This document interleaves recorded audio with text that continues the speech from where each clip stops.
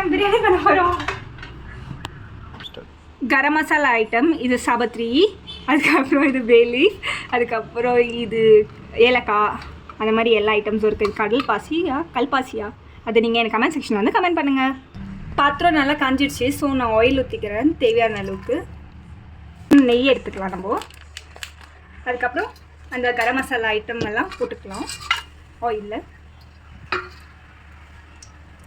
மிளகா 4 மிளகா கட் பண்ணி வச்சுருக்கேன். அதுக்கப்புறம் வெங்காயம் போட்டாச்சு.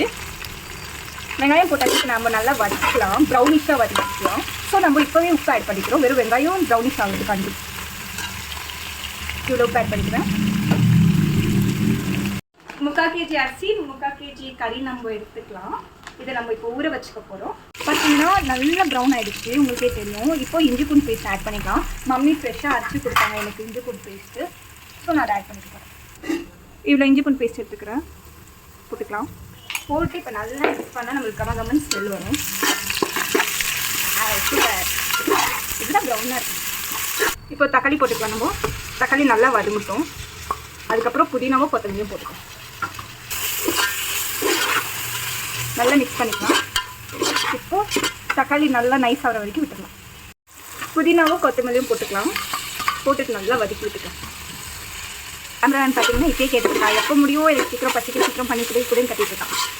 ஆக்சுவலாக நான் எங்கள் மம்மி கிட்ட சொன்னேன்மா சிக்கன் கறி வச்சுட்டு இட்லி சாப்பிட்லாம், அதே எனக்கு போதும்னு சொன்னேன். மம்மியும் தான் எனக்கு சரி பிரியாணி சாப்பிட்லாம் நீயே செய்யிருக்காங்க. ஸோ அதனால தான் எனக்கு நான் செய்ய ரெடி ஆகிட்டேன். நல்லா வதங்கிடுச்சு. இப்போ தேவையான மசாலா ஆட் பண்ணிக்கலாம். வீட்டில் அரைச்ச கரம் மசாலா 1 ஸ்பூன் ஆட் பண்ணிக்கலாம். அதுக்கப்புறம் மிளகாத்தூள் கொஞ்சமாக ஆட் பண்ணிக்கலாம். அதுக்கப்புறம் பிரியாணி மசாலா மம்மி வீட்டிலே பண்ணாங்க, ரெசிபி வேணால் கேளுங்க.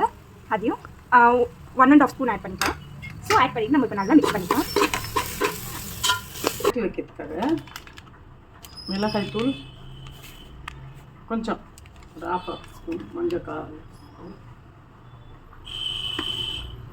உப்பு ஒரு 1/2 ஸ்பூன்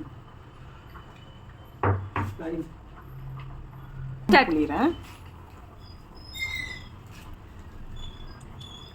பண்ணி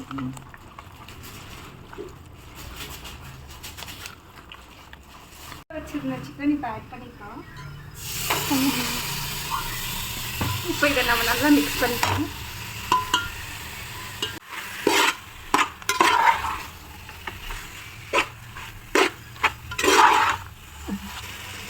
ஒரு லைமாக புழிஞ்சி எடுத்துக்கலாம். ஸோ நம்ம அதை இப்போ ஊற்றிக்கிட்டு மிக்ஸ் பண்ணிக்கலாம். இங்கே பார்த்தீங்கன்னா ஃப்ரெண்ட்ஸ் சிக்கனில் இருக்க தண்ணி அதுவே வந்துட்டுருக்கு. தண்ணி கொஞ்சம் நம்ம வற்ற விட்டு நம்ம தண்ணி ஊற்றிக்கலாம். இப்போ நம்ம தண்ணி ஊற்றிக்கலாம் ஃப்ரெண்ட்ஸ்.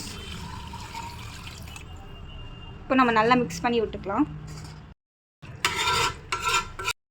தேவையான அளவு உப்பு ஆட் பண்ணிக்கலாம். நம்ம ஓப்பன் பண்ணி பார்த்துக்கலாம்.